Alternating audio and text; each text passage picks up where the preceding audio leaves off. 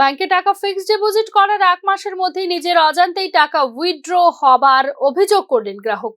রানীর বাজারের অনিমা দেবনাথ আগরতলার HGB রোডের ইন্ডিয়ান ব্যাংকে 1 লক্ষ টাকা ফিক্সড ডিপোজিট করেছিলেন 2023 সালে। গত কয়েকদিন ধরে তিনি টাকা তোলার জন্য চেষ্টা করছেন। কয়েকদিন বিভিন্ন কথা বলে ঘোরানোর পর হঠাৎ ব্যাংক কর্তৃপক্ষ জানিয়ে দেয় ফিক্সড ডিপোজিটের 1 মাস পরেই নাকি টাকা তোলা হয়ে গেছে। অথচ এই বিষয়ে কিছুই জানেন না বলে দাবি করছেন অনিমা দেবনাথ। বিষয়টি নিয়ে মামলা দায়ের করা হয়েছে থানায়। আমাদের এখন তো টাকা উড়ানি হয়ে গেছে, কি কইরা উড়ানিও ওখানে কই সামনে আজকে আইসি ভরে তারা সব কাগজপত্র বাই করেছে। 1 মাস পরে টাকাটা কেমনে উইথড্র হলো?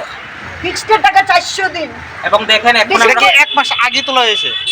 1 মাস ডিসেম্বরের 12 তারিখ 2023 এর ডিসেম্বর 12 তারিখ ফিক্সড করা হয়েছে। না 22 হ্যাঁ 24 তারিখ জানুয়ারি 24 হ্যাঁ 3 তারিখ 2024 3 তারিখ জানুয়ারি মাসে কেমনে টাকাটা উইথড্র হলো? এটা কত তারিখ ঘটনার কথা?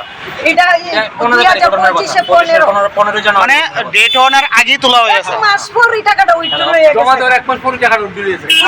1 মাস পরে জমা দেওয়ার 1 মাস পরে হ্যাঁ তো টাকাটা উইথড্র হয়ে গেছে। আবার তারা কাগজপত্র দেয়া হইতেছে, সিগনেচার সব আমার।